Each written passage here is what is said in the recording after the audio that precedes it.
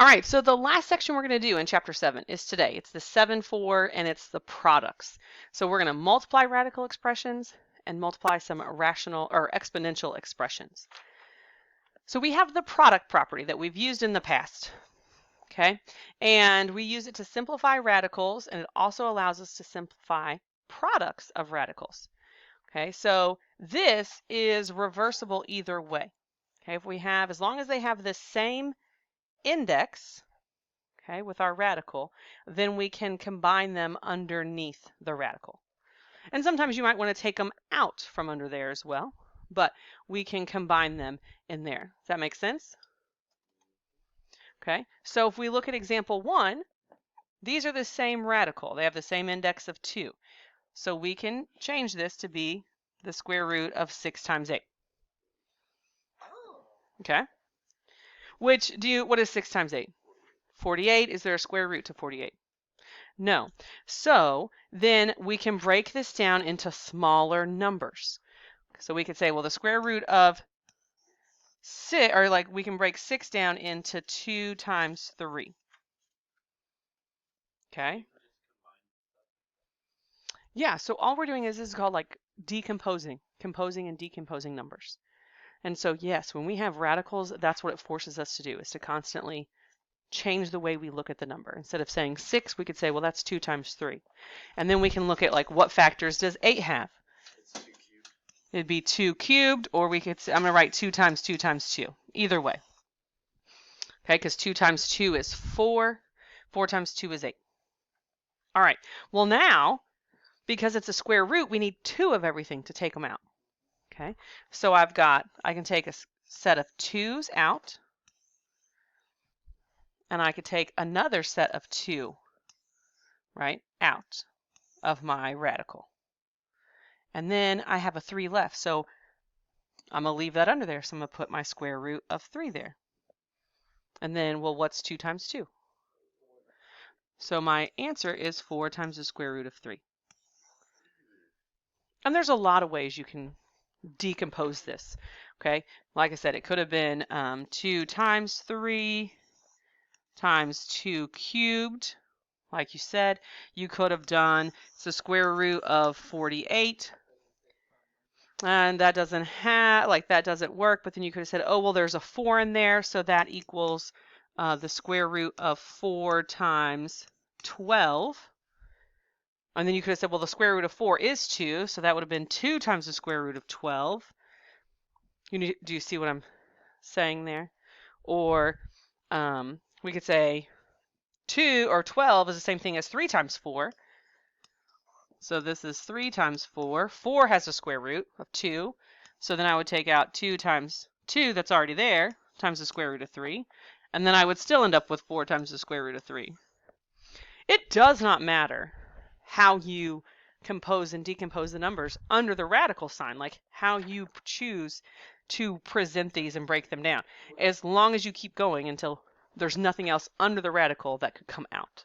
Would it still work if you just take the 48 and then divide by prime numbers like we normally do? Yeah, Yep, because 48, so I can do that over here. Though I should do it lower. Divided by 2, right, would give us 24. 2 would give us 12. Divide by 2, give us 6. Divide by 2 and 3. So it still gives us 4 2's. 1, 2, 3, 4, and a 3. Doesn't matter how you choose to do it. Okay, it's just like, what is more comfortable to you? Like, what do you see? How do you break those numbers apart? So it's understanding, like knowing how to multiply them, but then like the process throughout there is whatever you want it to be. Okay, so let's look at B, where we have some variables in there. Okay, so we've got, this time it's a cube root, so our index is the 3. And so let's break these down. So I've got 2. I can go ahead and bring my 5 together. Those are my like parts, right? They're both outside the radical. All right, then we can put our cube root in there. How do you want to break, or what do you want to think about 4? 2 times 2. Okay.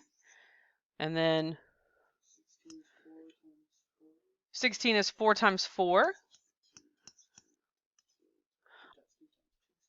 Okay, do we want to go? We can go ahead and change it to it is 4 times 4, but we did the other 4, so we could say, well, it's 4 times 4, but that's going to be 2 times 2 for one 4, times 2 for the other 4. And then we have x squared. Do you want me to write it as x times x? Okay, so we have x times x from our x squared and another x. Okay, so we got a lot that we broke down there. But, okay, how many of these do we need to bring so we can take them out of the cube root? We need 3, right? The index tells us. So I have a 2 I'm going to bring out, another 2, and I have 3 x's. So do I have anything left under the radical? No, everything has a cube root, a natural cube root.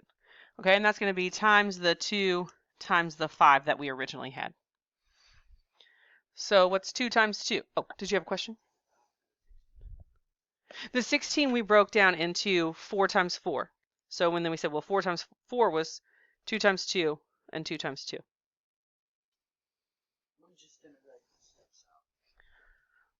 Okay, so like this 2 and 2 here is the 4.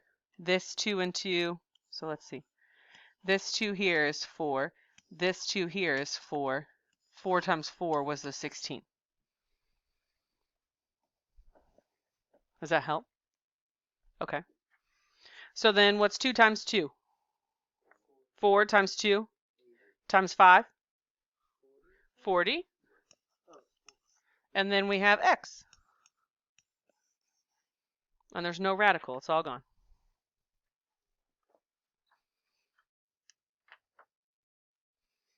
Because everything in there had a cubic root when we multiplied them. It's like sweet. All right, questions?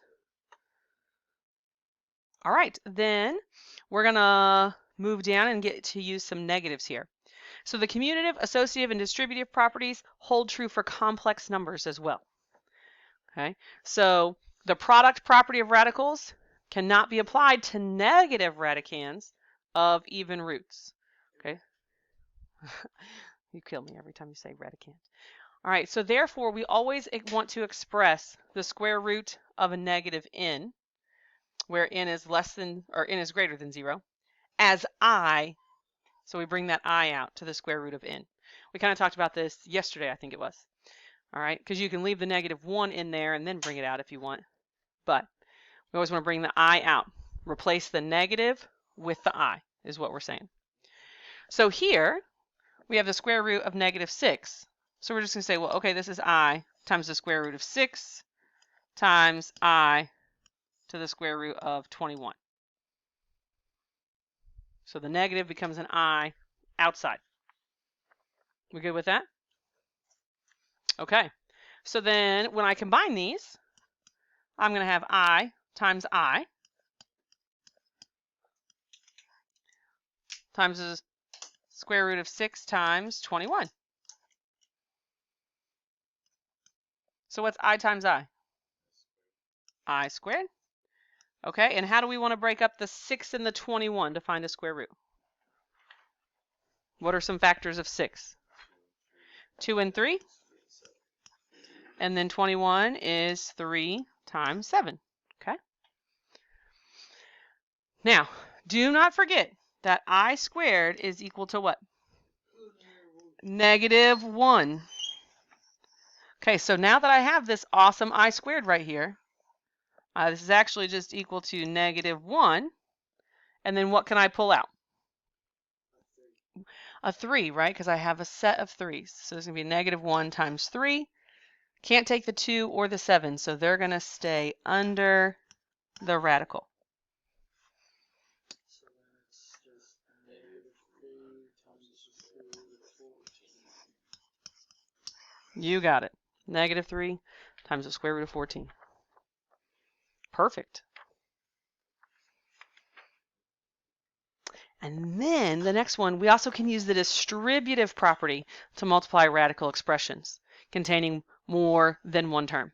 We can FOIL, okay, as well if we have more than 2 terms, or each expression has 2 terms, we can FOIL. So all the things that you already know to do, we can keep doing. I'll move that up a little bit. All right, so this first one, do we distribute or do we FOIL? We distribute, okay, because there's just the one single term right out here. It's 2 times the square root of 3. So we're going to have 2 times the square root of 3 times 1. I'm going to write it out. You don't have to do that. Okay, then I'm going to do 2 times the square root of 3 times a positive 3 times the square root of 6. And then I'm going to distribute again. So it's minus this time. So it's going to be minus 2 times the square root of 3 times 6 times the square root of 3. Okay, and again, this was minus, so I brought down the minus here. This was plus, so I have the plus here. I just put them in front. Okay. So we've got 2 times the square root of 3 times 1, which is what? 2 times the square root of 3 plus 2 times the square root of 3 times the square root of 6. So again, are the radicals, do they have the same index? They're both a square root. Good. So this is going to be what? Okay, because we're doing 2 times 3, right? We do the 2. 6 times, perfect. 6 times the square root of 18. I'll take it. Okay. Well, he went ahead and just did 3 times 6. Totally. Okay. I thought you said what? And I was like, okay. We could, but I'll take it. Okay, so here, 2 times the square root of 3 times 6 times the square root of 3. Are the radicals the same? Yes, they're both a square root. So this simplifies to be, what was it? We're not there. We will get there. We might. Yeah, not yet. Okay, but we'll get there. So then how does this one simplify? 12 times the square root of 9. Okay. All right, so now we... 9 does have a square root. It's 3. Okay, so this is going to be minus 12 times 3 eventually. Can we add these like this? No. Okay, to multiply them, they have to have the same radical, right? But to do addition and subtraction, they have to be like terms. So the radical has to be the same, and the number underneath has to be the same. We can't add, but also 18 is not a prime number. Like, we don't know, could we get it to be something with the square root of 3 in it? No. Like, can this, like, we can't simplify 2 times the square root of 3. Like, that's a prime number in there. We know it's done.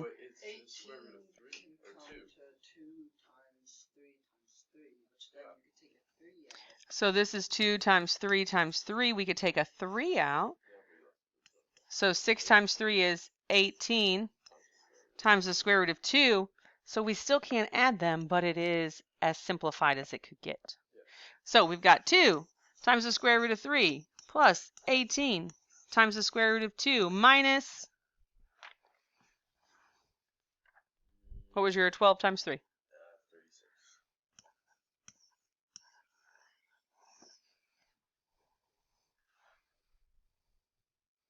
But now we know, right, the square root of 3 and the square root of 2, there's nothing else. Like, there's no way we can make them have the same number underneath. So we cannot add or subtract them. I like it. Okay, let's try the next one. Do we distribute or do we FOIL? This one we FOIL, right, because it's 2 binomials. So we're going to have 5x times 2x. 10x squared. 5x times negative 3 times the square root of 2.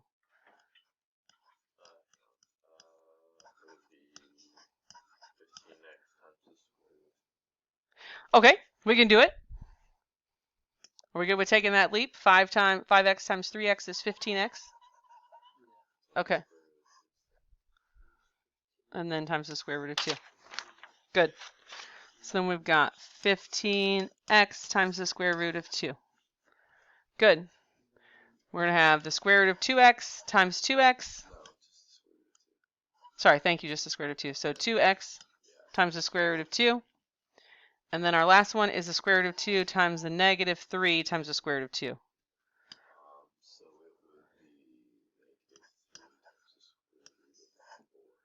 Negative 3 times the square root of 4. Perfect. So if it's outside, we multiply it together. If it's inside, we multiply it together. Do we have any like terms?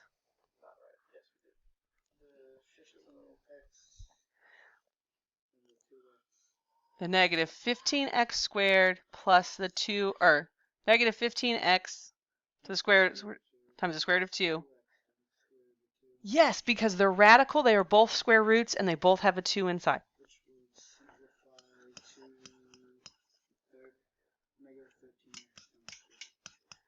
Good, which would simplify to the negative 13x times the square root of 2. Hey, what about this one? Negative 3 times the square root of 4.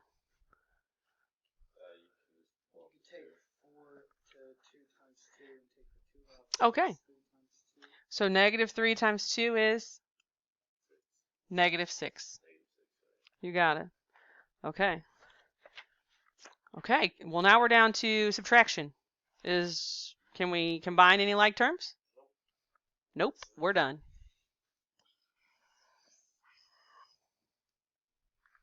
Nice work.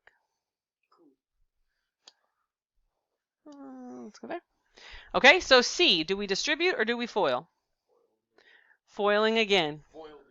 Foiled again. Okay, 1 times 2. 2. 1 times negative 5i.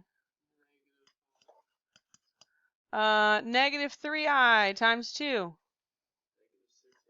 Negative 6i. Negative 3i times negative 5i.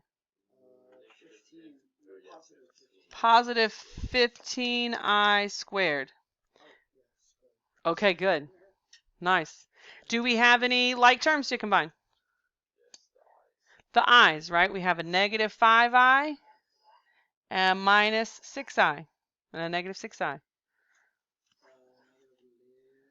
So 2 minus 11i. What do you remember about that? I squared. Okay, so that's the same thing as 15 times negative 1, so this would be negative 15. Okay? Which, okay, yeah. Right, so now we have 2 minus 15. We just got more like terms. So,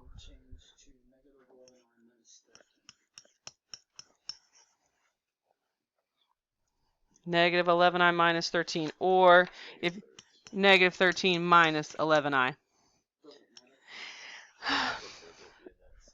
The second one is preferred. Remember when we learned the complex, the real comes first and then the complex.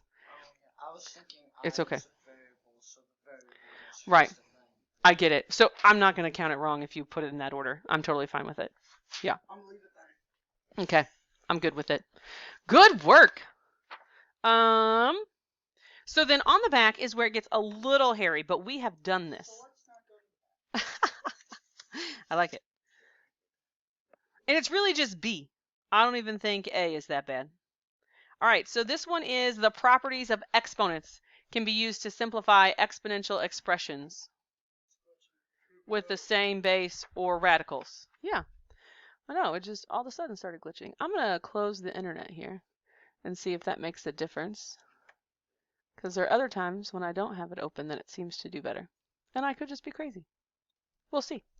All right, so properties of exponents can be used to simplify exponential expressions. So we can use the exponents, okay, to help us here, is what that's saying.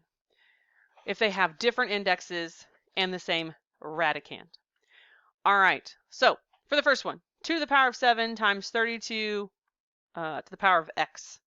Well, we can't multiply them because they don't have the same base. Right? That's the rule for multiplying them, is they have to have the same base. So we need to see if we can get 32 to have a base of 2. Okay, so that's 16 times 2. 16 is 8 times 2. 8. Oh, so it's 2 to the power of 5? Yeah.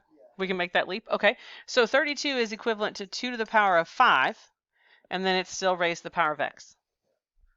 And then we're multiplying that by 2 to the power of 7. I'm sorry, that pink may not be very easy to see. Okay, so then This is the same thing. We could say this is 2 to the power of 7 times 2 to the power of 5x. We good with that? Okay. So then when we have numbers like that we're multiplying together that have exponents, when the exponents are being multiplied, what do we do with them? We do. So this is going to be 2 to the power of 7 plus 5x. That'd be all. Because we can't add 7 and 5x because they're not like terms. So it looks like this really weird, stupid exponent. So if you had done the multiplication first and done the 2 to the 7th times 2 to the 5th and added 7 and 5 and then put the x on it, it'd be wrong. Correct. You have to do it. Mm-hmm. Yep, you have to, it's that order of operations still that you've got to get down. All right, now b looks totally weird. What's the problem with b? The square root of 3 times the cube root of 9. It has a cube and a square, so our radicands are not the same. The index is not the same. But we can write them as exponents. Remember, because the index here is 2, and the 3 is raised to the power of 1. So this is 3 to the 1/2 power times 9 to the 1/3 power. Okay, so we can bypass the radical. Okay, so again, can we add them when they have, the exponents have different bases? No. So it would be 3 to the 1/2. We could replace 9 with 3 squared to the 1/3 power. So again, you have to put the 1/3 on first. Right, so we've got to take care of that. So this is going to stay 3 to the 1/2, and this is going to be 3, what's 2 times 1/3?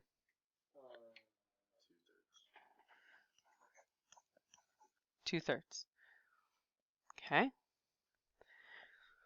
That's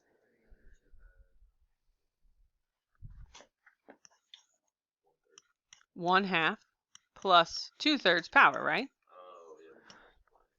Because we can't multiply them. Can we do 1/2 plus? Okay, so you took the calculator way. Okay, so remember that this is the same thing. We have to get common denominators to add our denominators. So 6 would be our common denominator. So we'd have to take 1/2 times 3.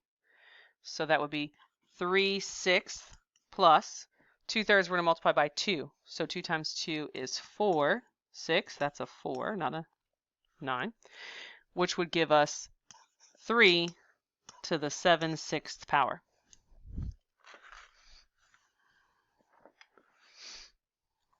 Now, can we put this back in radical form? Okay, what would that look like? the 6th root of 3. Okay, so the 6th root of 3 to the 7th. Is that simplified? We can take out 1/3 and have it 3 times the 6th root. Oh, the 6th root of 3. Do you agree with that?